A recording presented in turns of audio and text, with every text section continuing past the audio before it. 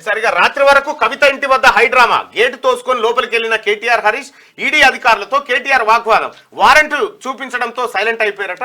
ఇక్కడ లోపలికి పోయిన తర్వాత కేటీ రామారావు ఆర్గ్యుమెంట్ చేస్తామంటే హరీష్ రావు పోలేదనుకుంటా పోయిండు హరీష్ రావు. కానీ హరీష్ రావు ఇప్పుడు నిజంగా తెలంగాణ రాష్ట్రంలో వాస్తవానికి ఆమె అరెస్టు విధానంలో ఏమన్నా లోపాలు ఉండొచ్చు, త్వరగా బయటికి వెళ్ళడానికి లోపాలను సృష్టించారు అనేది సహజంగా మేము అనుకునేటువంటి మాట. కానీ ఎట్టి పరిస్థితుల్లో ఆయన ఏమంటుండే కేటీ రామారావు ట్రాన్సిడెంట్ వారెంట్ ఏది ఇదేది అదేది అని చెప్తా ఉన్నారు. అన్ని తెచ్చి తీసుకుపోవాలి కదా, సగం సగం అయితే మళ్ళీ ఉరికొస్తుంది వెనుకకు అనే యాంగిల్లో ఆయన ఎన్నడు తీసుకుపోతారా ఇంకా అన్న యాంగిల్లో వీళ్ళు ఉన్నంత ఆనందం ఎవరు లేడు.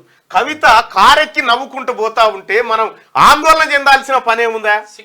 టిఆర్ఎస్ కార్యకర్తలు ఆందోళన చేస్తేనే సిగ్గు తక్కువ. ఆమెనే క్లియర్ గా ఆమె ఇట్లా అనిపోతుంది. ఇట్లా మళ్ళీ బయటకు వచ్చినాక మనదే గెలుపు, మనమే గెలుస్తామంటే పోయింది సారదందలా. అమ్మా టీవీ చూస్తున్న క్యూ న్యూస్ చూస్తున్నటువంటి ప్రేక్షక మహాశైలారా 23,000 మంది చూస్తున్నారయ్యా, మీ దండం పెడతా. ఆమె అరెస్ట్ అయిందేమో సారదందల ఆ సారదందల్ని సెల్ ఫోన్లు గుండ్రాల మీద పెట్టి గుజ్జి ఇరగొచ్చింది ఇంట్లోనే. ఈ సారదందల్ని ఒక్క కథగా చెల్లె చేసింది. అమ్మా మంగళగౌరి నీవు నీ సారదందులో ఎప్పుడు అరెస్ట్ చేస్తారని నిన్ను మేము ప్రశ్నిస్తే నువ్వు ఎవరిని తోలినావు, ఎందుకు తోలినావు, ఎందుకు ఈడ దాడి చేయించినావు, ఇదంతా కర్మ కర్త క్రియ నువ్వే.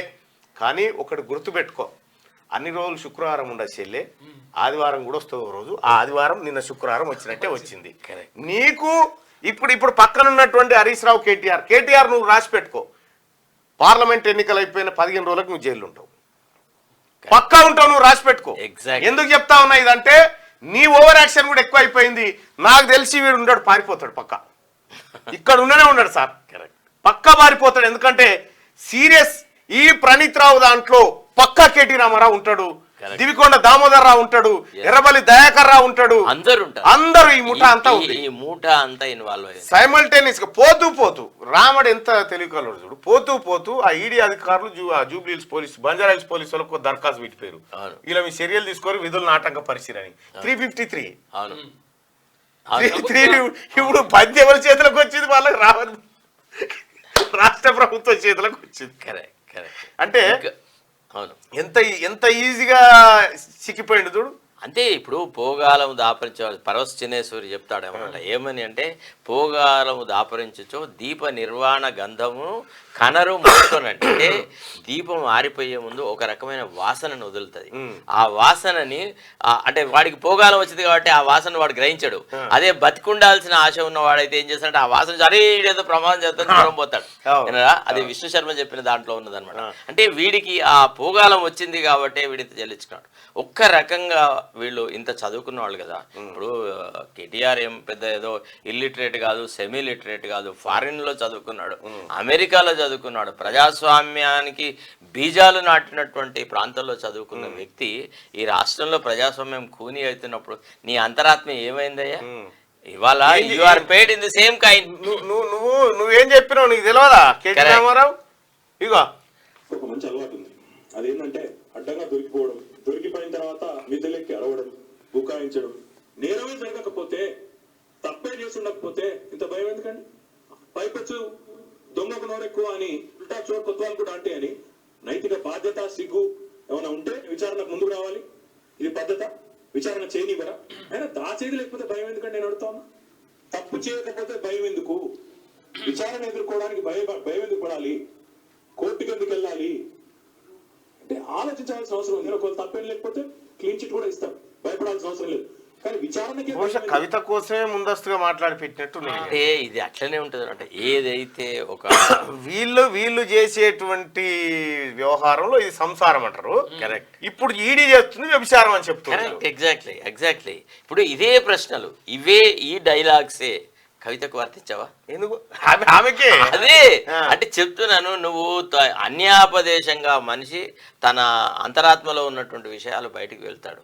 ఇవాళ ఏదైతే మనం ఏ విత్తనాలు మనం అయితే నాటుతున్నామో ఆ విత్తనాలకు సంబంధించిన మొలకెత్తాయి కదా. నిన్న ఇప్పుడు 6 మీద ఉన్న మిల్లు 12 మీదకి వస్తాయి కదా, అటనే వచ్చింది ఇప్పుడు 12 మీదకి. ఇది 6 మీద ముళ్ళు 12 మీదకి వచ్చింది. ఇవాళ వాళ్ళు అద్దంలో వాళ్ళ ముఖాలను చూసుకోవాల్సిన సందర్భము ప్రకృతే సృష్టించింది. రైట్. ఇది కవిత అరెస్టును రాజకీయ కోణంలో చూడాల్సిన అవసరం లేదు.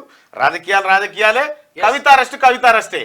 ఇప్పుడు ఇక్కడ కవితను అరెస్ట్ చేసి చూపెట్టినాం అనేటువంటి క్రెడిట్ ఎవరికి ఇవ్వాల్సిన పని లేదు, అవసరం లేదు. అసలు ఈ పని ఎప్పుడో చేయాల్సింది. లోపాయకారి ఒప్పందాల ప్రకారంగా కవితను అరెస్ట్ చేయడంలో కావాలనే జాప్యం చేశారు.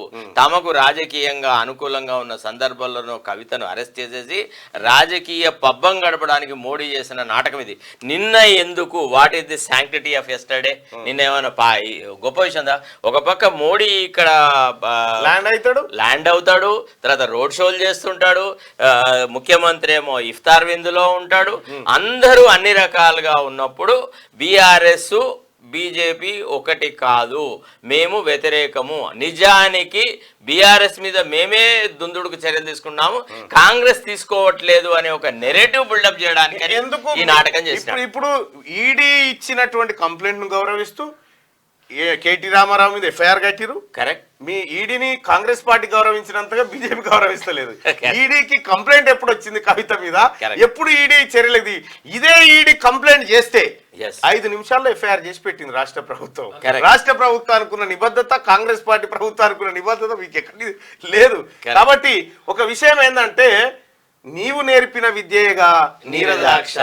అంతే. తెలంగాణ రాష్ట్రంలో ఈ దొంగ దండాలు అమ్మా, ఈ చేతులు ఏది స్పిరిట్ అంటిన చేతులమ్మా, ఇవి సారా అంటిన చేతులు. ఈ చేతులతో దండం పెడితే ఏ దేవతకు సాగబెట్టినట్టుగా తల్లి. కేసీఆర్ తను గొప్ప తెలుగు పండిత్ అనుకుంటాడు. కేసీఆర్ నీకు ఒక పద్యం చెప్తే ఒకసారి అర్థం చేసుకో. తెలుగులో ఒక గొప్ప పద్యం ఉంది సుమతి శతకంలో. ఏమని?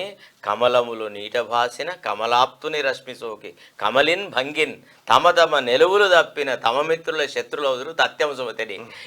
ఏ కమలాలైతే సూర్యరశ్మితో వికసిస్తాయో అవే భూమి నుంచి విడిపోతే ఆ సూర్యరశ్మితోనే మాడిపోతాయి. అందుకే తమ నెలువులు తప్పిన తమ మిత్రుల శత్రులు.